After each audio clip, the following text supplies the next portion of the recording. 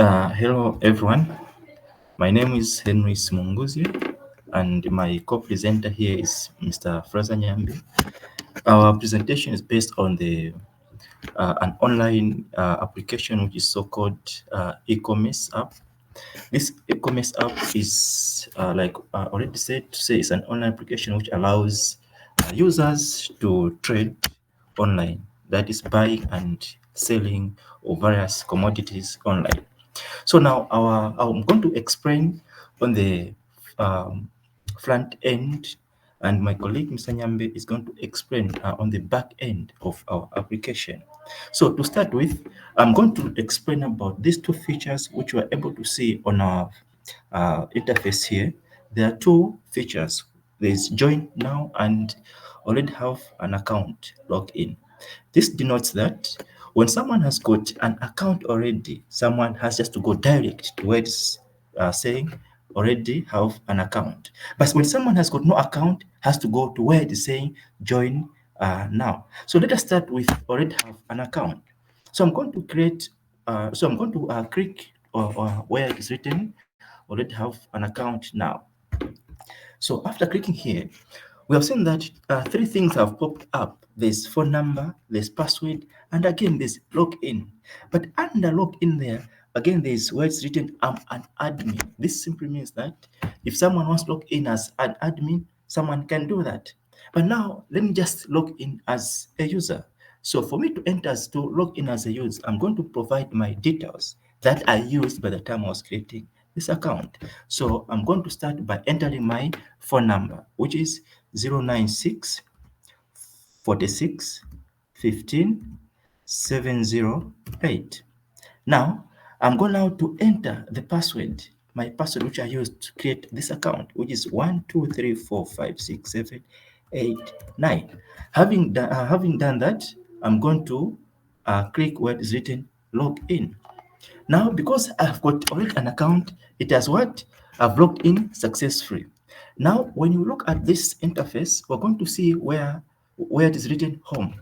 When you click there, we're going to see various functionalities. We've got what is written card, search, categories, settings, and logout. This is account for Henry Simungozie. Now, this was just a demonstration. Now I'm going to log out and then I also demonstrate on how can someone do when has got no account. Now I'll go direct and join now because I don't have an account. I want now to create an account. After clicking there, it is going to give me various features where I'm supposed to enter the name. Secondly, again I have to enter the phone number and the password. So when someone enters this, so for example, I'll say James, then phone number 097 82 7793. Okay, then I'll create a password. Which password? Let me just say 1 2 3 4 5 8 9 1 2.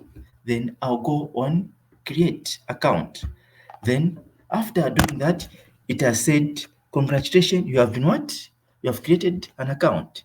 Then after that, I'm now going straight and enter the phone number after creating that what account. So I'm going to the same details which I used to create the account.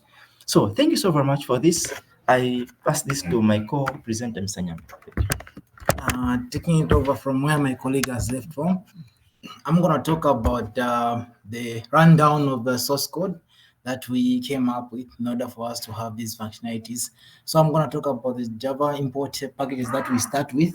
So we first import the Java packages to enable us run these functionalities, as well as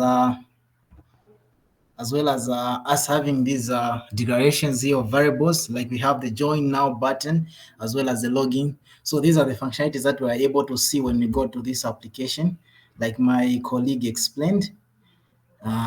So also we have this directive here on the source code to say that if at all maybe someone is already logged in, then he tries to log in with the same phone number, it will tell that user, say that you already logged in, or less on the loading phase. Yeah. Then if at all maybe a user enters a phone number that already exists when creating an account, it will tell the user that you are already logged in. But in case maybe you enter the phone number with the wrong password, it will definitely tell the user to say that password is incorrect with the dialog message. Or if at all maybe a user enters an account with a phone number that doesn't exist in the system, when you click on already have an account, the user will be given this message to say this number doesn't exist. Yeah. So let's proceed to the Firebase. So what do we really understand by the Firebase? So Firebase is just a database management system that provides the back end of the application. So what does really this help us? So whatever happens to the front end of the application is stored on the back end of the system.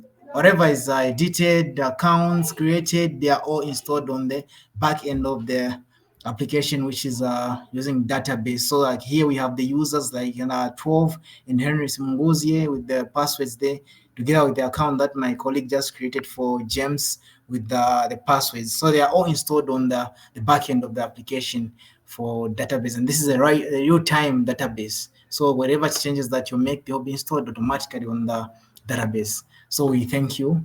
We end here.